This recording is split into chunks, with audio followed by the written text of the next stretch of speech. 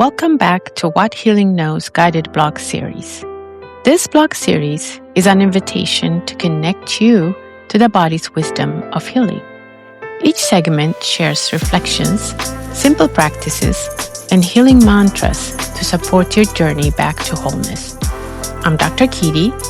This is segment 3, Introduction to Devotion and Discipline. Episode 1, Returning is a Form of Love. How the body learns through repetition. In this episode, we'll return with care. We'll listen to the body without pressure. We explore how devotion becomes love through practice and how discipline gently supports our return. This is a story about coming back to ourselves again and again with kindness. Sit back, relax, and listen to What Healing Knows. Episode 1, Returning is a Form of Love. Reflection. Love is not something the body waits to feel. It's something the body learns through devotion and discipline. Grip strength fades gradually. There's no blame in that and no value in looking back. So instead, I show them simple, practical exercises they can do at home. Squeezing a soft ball while watching television, using clothespins to lift and release, holding the edge of a chair and slowly letting go. Small movements meant to preserve the strength they still have. Research confirms what I see every day. Stronger grip strength is associated with better mobility, fewer limitations in daily life, and a lower risk of chronic conditions such as heart disease and early mortality. Most of us know that maintaining quality of life over time requires both devotion and disciplined practice, but knowing is not the same as doing. As physicians and as humans, we often detach ourselves from the truth we know. It's hard to imagine ourselves in a different place than when we are now. We tell ourselves that loss of limitation happens to others. In my own body, I could not picture a future where opening a jar felt hard or lifting my arms to reach a cabinet becomes a struggle. That changed about 2 years ago after consoling a patient who was forced to stop playing tennis because the racket no longer stayed secure in his hands. The exercise I recommended did not take him back to the court.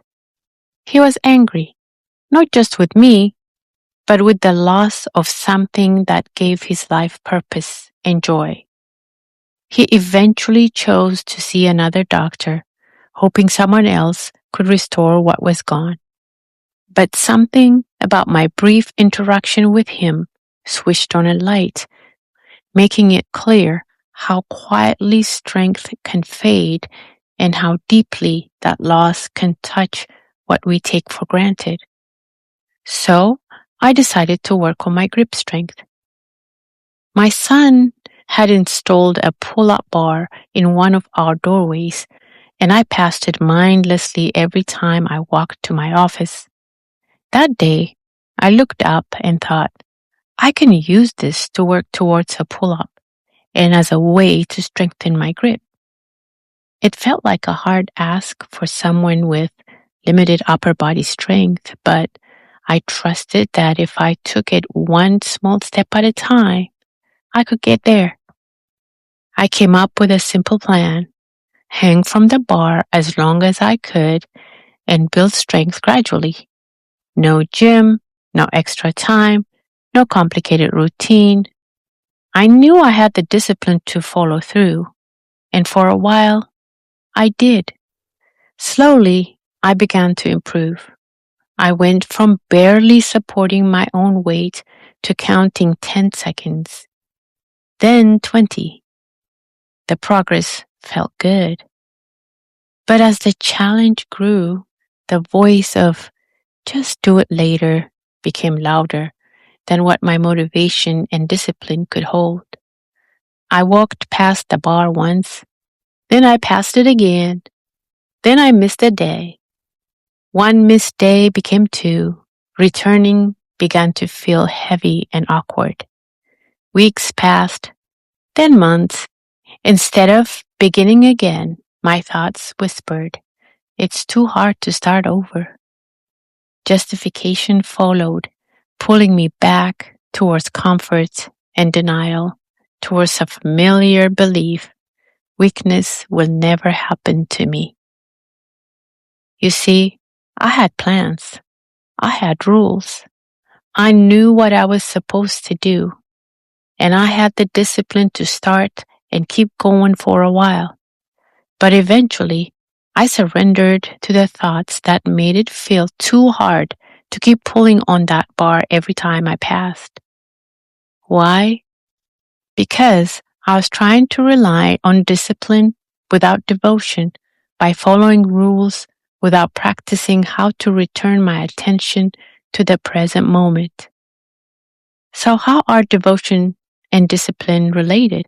Devotion is the practice of returning to the present moment with care. It's the willingness to listen to the body instead of arguing with it. It notices when the mind drifts into future fears or past judgments and gently brings attention back to what's being asked for now. It's not force, it's presence. It answers the question why.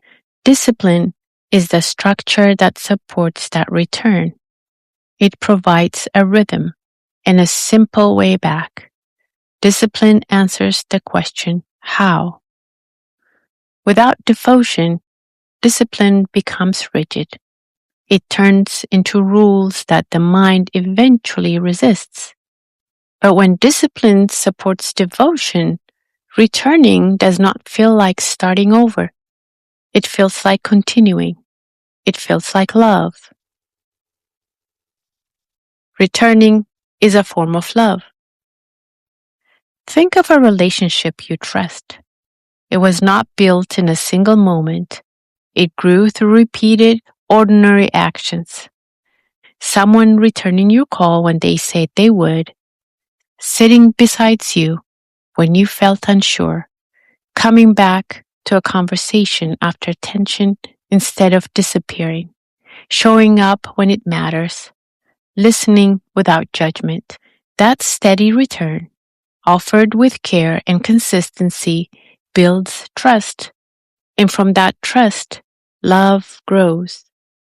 The body works the same way. Love in the body shows up as repeated care. Each time I reach for a pull-up bar, I'm not just training muscle. I'm reinforcing a relationship. I'm telling my body, I will show up for you. I will listen. I will return. Even if it is for a few seconds, I will not abandon the practice when it's interrupted. And with each return, the body begins to trust. And like any real relationship, trust gives love somewhere to live. I was reminded of this recently after returning from a trip and coming face to face with a pull-up bar. I had not touched it for a week. A familiar thought surfaced. You lost momentum. You missed too many days. Keep walking. I had to pause, breathe, and remind myself that the body does not ask for intensity or flawlessness. It asks for reliability. It asks for care that returns. It asks for presence. So I hang on the bar. I had lost some of what I had built, and that was okay. Repetition and practice do not mean you never stop. They mean you return after you stop. Each return teaches the body that care is not withdrawn when life interrupts and that progress is not erased by a pause. My invitation is this. If there is a practice you stepped away from because it did not meet the standard of perfection you placed on yourself, begin again with devotion. When devotion clarifies your way, discipline becomes the art of choosing what to repeat and how to return to it with care. Discipline is not about rushing into repetition. It's about understanding what you are practicing before asking the body to do it again and again. Healing follows the same pattern. The body does not heal because of one good day. It heals through repetition and return. When devotion and discipline are practiced together with care, they offer the body something steady and reliable, a form of love it can trust. When it all feels hard. There are days when I walk past the pull-up bar and feel no desire to touch it, not because I'm failing, but because something in me is tired. On those days, the question is not whether I use the bar. It's whether I can pass it without guilt, whether I can return to it without shame, whether I can miss a day without deciding the practice is over. This is when presence becomes forgiveness and devotion reveals itself as love. Love does not demand performance. Love does not keep score. Love allows for pauses while keeping the door open. Some days, practice is hanging for a full minute. Some days, it's one breath while standing beneath the bar. Some days, it's choosing not to push. The body learns from all of it. It learns that care does not disappear. It learns that it is safe to begin again. So the next time you do not feel like doing the thing you said to do, pause, take a breath, return to the present moment. Let yourself move on without judgment, then begin again when you can. For a simple guide to help you return to devotion and discipline, you can go to my Timfash Healing Space at drkidi.com. Closing. I do not know when I will do my first pull-up. Right now, I can barely hang for 60 seconds. But I do know this. When my thoughts get in the way, I will remain devoted by pausing, breathing, and returning to the present moment. I will stay committed to the process, and when I'm interrupted, I will return without shame. And when that moment comes, I promise to return to share the story of my first pull-up. Here's my invitation to you. Pick something small, meaningful, and quietly important. Let devotion keep you connected to the why. Let discipline guide you back to the how. And when you arrive in your own time and in your own way, I hope you will share your story.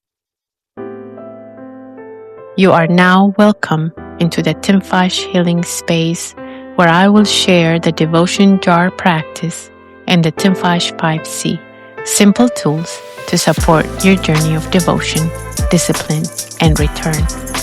If you have listened this far, something in you has already said yes to travel the healing journey with what healing knows.